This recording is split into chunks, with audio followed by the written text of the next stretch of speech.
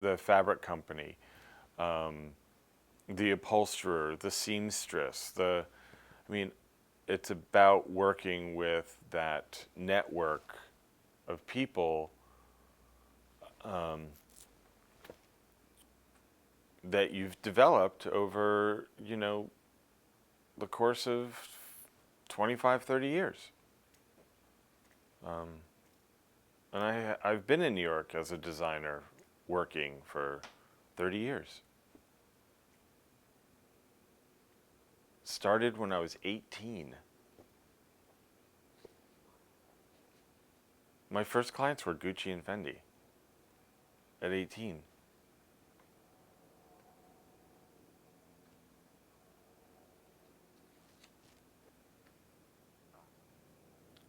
Any last thoughts, Sarah? Like you've been listening. Are there things? Are there questions in your mind about the things that he said, or the things that you wanted to give you a little more information about? I just want to know like the most impressive work that you did for the clients, like the most thing that if you want to give like. I mean, it's so crazy. My jobs have been so diverse. Yeah, but just one thing that. It's like at ABC Carpet and Home, you would walk into a meeting and they'd be like, okay, we have a new chef coming in who's opening up a new restaurant, and we need to design it. It's going to be, and you go and you meet with them one day, and literally you'd have 4 weeks to design and execute opening up the new restaurant. 4 weeks. And you used all the in-house people and you would do it. I mean, that was pretty impressive. You had to order, you had to figure out the budget and design it. It would happen so fast. I mean, but also, I've done the same thing in Istanbul. I think one of the more impressive things was doing a flagship store in Istanbul for Mavi, and arriving there at like, I don't know, probably 8 o'clock in the morning, go to a bunch of meetings, then go to the site location and to go look at the store that you're going to, that they want help designing. And you show up at the site, and it's a 3-story building where it's been completely gutted. There's no facade. The only thing left are the walls. There's no floors. You have to take a ladder to go down, up and down. There's just structure. There's just like joists. There's no floor. There's no ceiling. There's nothing. Well, there's a ceiling because it was, and then they go, here's the architect, and we're opening in 3 weeks. And you're like, they already know they need floors, so there's already a crew 24 hours a day that shift off because you're in another country. They're building 24 hours a day. I could go there. I would go out to the disco with people, my coworkers in Istanbul, and on my way back to the hotel, I'd stop by the site and check on the progress at 3:30, 4 o'clock in the morning, and somehow manage to get it done. But it's about it takes a village. It's like I kind of.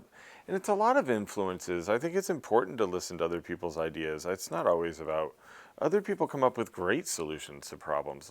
Often, you're there's a dilemma. There's you don't like something. It needs a solution. With that store, it didn't even have an identity. Like the stores didn't really. They wanted this to be different from all the rest, but it had to be open in 3 weeks, and we're talking like furniture, fixturing, lighting. They wanted a lounge. They wanted, and everything was pretty much custom made. So, I was running around talking, and I don't speak the language. So that was pretty impressive. It was fun. I really did love Turkey. I could have almost lived there. I did. I was there a lot, but I could never get a handle on the language. Anything else? Sarah, any other questions? But I've also done like some private homes that I've really loved, where I loved working with the client, because I love a client that's passionate about what they have and what they've collected, but they want some sort of perspective, and they want somebody to edit it, and they want somebody to arrange it, and they want somebody to build off of it so that it looks like something more than just like a bunch of stuff all, crammed together. And I've had some really great times doing that. I love that, actually. I love a client that like really appreciates the ephemera of uniqueness and finding things and having conversational pieces in the house that, are about not only their own experience but maybe provocative,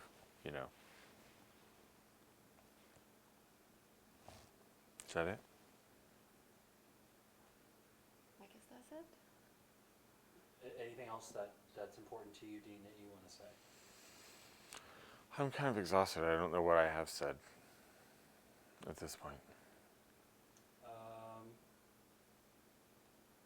You want to take a break first? Well, this will be the last of the audio, because actually the battery's almost dead. So it's Okay, perfect sure. time.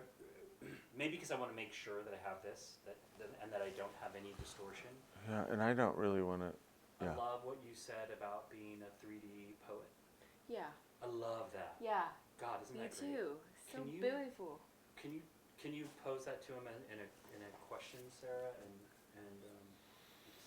What kind of questions again? I mean, just say, can you tell me more about what it means to be a 3D poet? And I need Dean, when you respond, to actually use that phrase. Okay. I consider myself a 3D poet, working. Right.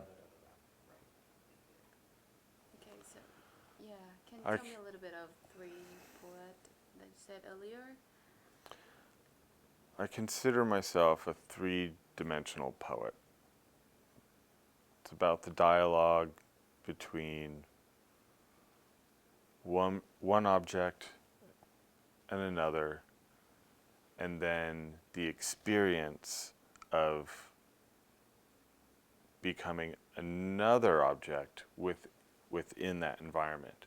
So you become part of this poem, this dialogue that is three-dimensional and is without word. Is that okay?